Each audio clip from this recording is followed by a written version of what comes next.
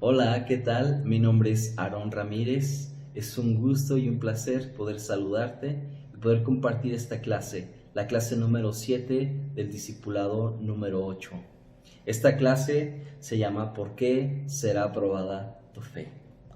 Y para contestar esta pregunta y para desarrollar esta clase, me gustaría que tú y yo recordáramos en el pasaje de Marcos capítulo 4, los versículos del 35 en adelante.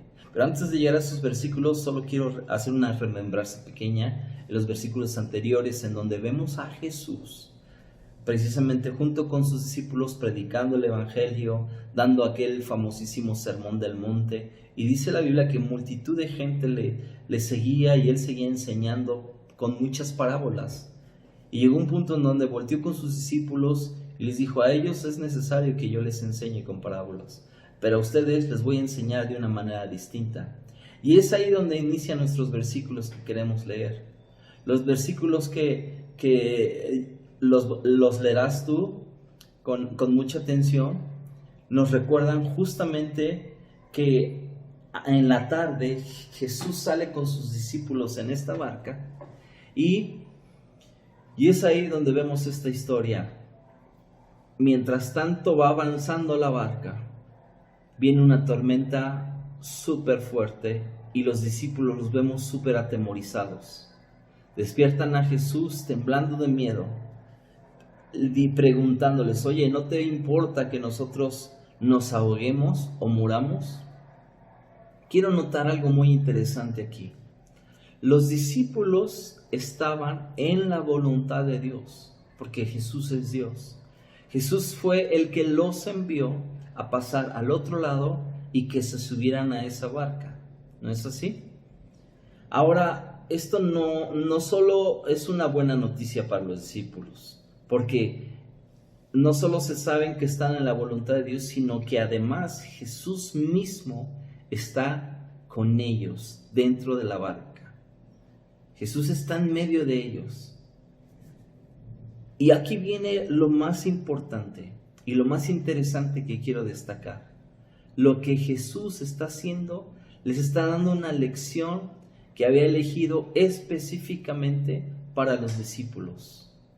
Esta lección está diseñada por Dios, en donde vino una tormenta. ¿Por qué? Porque las tormentas que son diseñadas por Dios siempre han sido para que tú y yo podamos incrementar nuestra fe y tener una experiencia más profunda con Dios. ¿Por qué me dirijo a los discípulos? Porque precisamente en tu lección, al principio, en donde dice para comenzar, dice: quienes somos discípulos de Cristo y demostramos una fe. Al parecer aquí los discípulos no estaban demostrando una fe, pero estaban aprendiendo. Y es aquí donde quiero hacer este gran paréntesis, porque en medio de pruebas, de circunstancias, de dificultades, no solo nos podemos preguntar por qué es que está siendo probada nuestra fe, sino la razón del por qué. Y una de estas razones es porque Jesús se quiere mostrar y quiere ayudarnos a que esta fe siga creciendo, porque Él nunca nos va a dejar. Santiago capítulo 1, versículo del 2 al 3. Me gustaría que lo leyeras. Tened por sumo gozo, hermanos míos, el que os halléis por diversas pruebas, sabiendo que la prueba de nuestra fe produce paciencia. Está en Santiago capítulo 1, versículo del 2 al 3. Es muy difícil entender que uno de los propósitos de ser sacudidos a través del sufrimiento, a través de una prueba, a través de una adversidad, es hacer que nuestra fe sea inconmovible.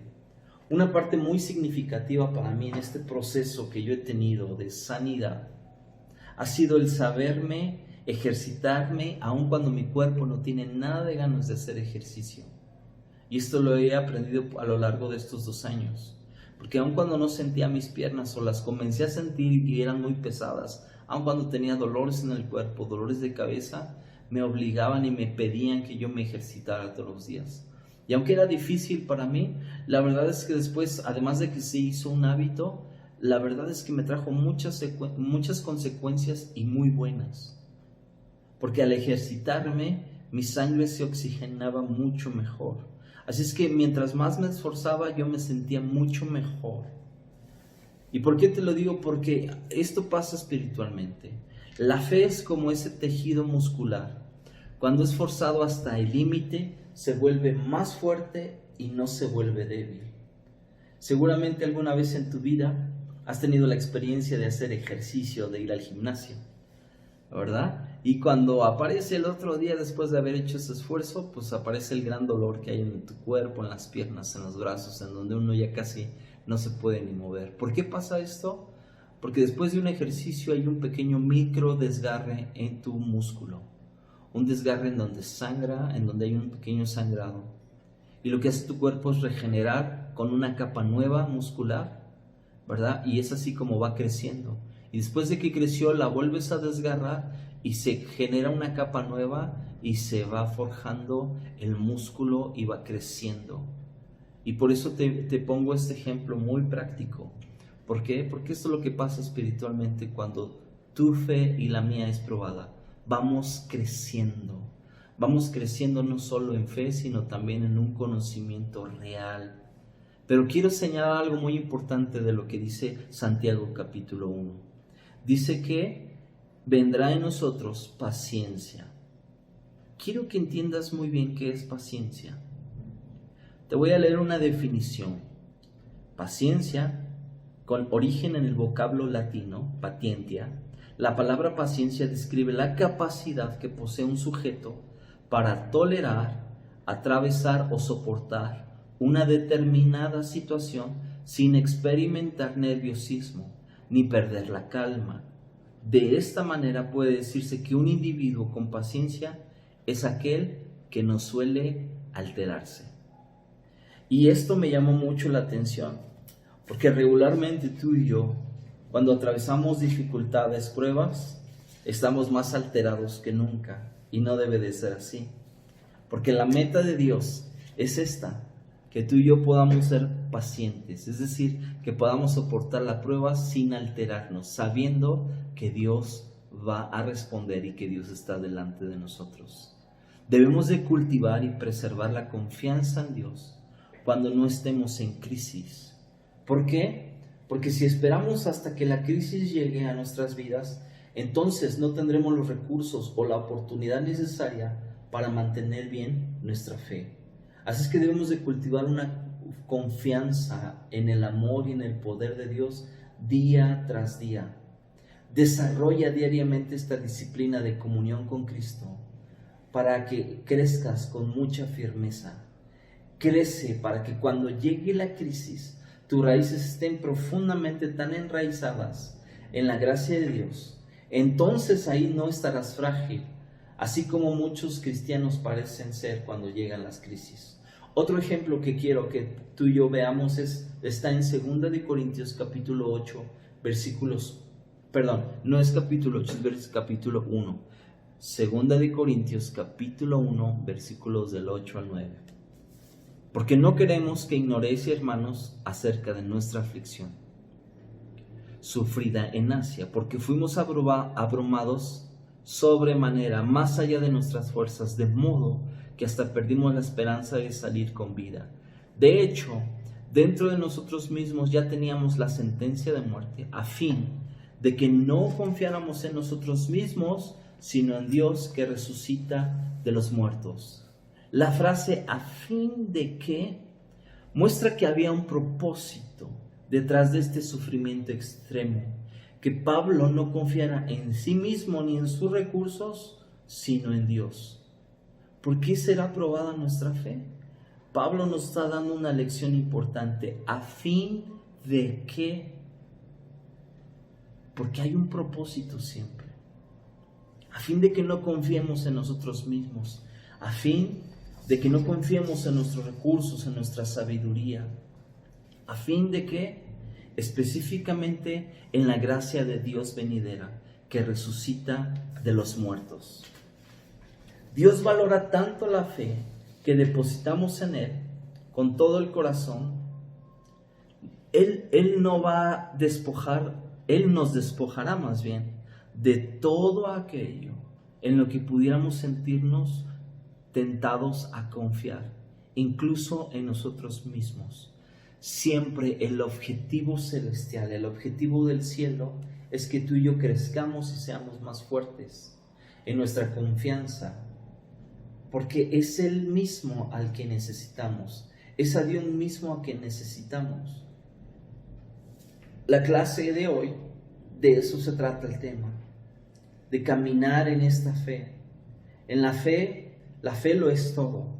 Debemos andar en su mano, escuchar su palabra, con la completa certeza de que en todo momento Él va frente a nosotros. ¿Será que el día de hoy tu fe y la mía estén tan fuertes para no sucumbir ante los problemas y las circunstancias? Ahora que los tiempos son difíciles, la verdad es que la vida de un creyente, la vida de un discípulo no es fácil. Y el enemigo también hace su tarea. Nos quiere recordar todos los días nuestro pasado.